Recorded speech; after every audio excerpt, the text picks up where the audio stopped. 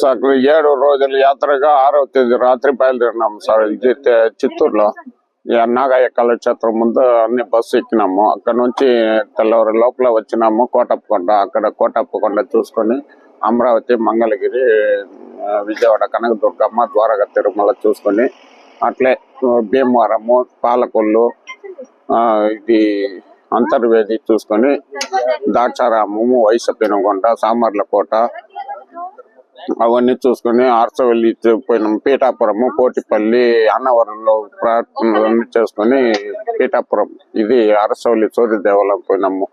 అరసవల్లి అయినాక ఇది శ్రీకూర్మ చూసుకొని నేరుగా సింహాచలం వేసాము. నైట్ హాల్ట్ వేసి సింహాచలం నుంచి అరకులోయలో పోయి అట్లే వచ్చినాము. ఇక్కడ వస్తు ఇట్లా జరిగిపోయింది సార్. అకస్మాత్ దైవాధీనంగా తెల్లవారు 4కి 37 మంది ఉన్నాం సార్ మొత్తం టోటల్. దాంట్లో 32 మంది వేరు పార్టీలో, నా తరపున 3 మంది స్టాఫ్ గా 35, 2 మంది డ్రైవర్లు, మొత్తం ఎంతమంది చనిపోయారు? 9 మంది సార్.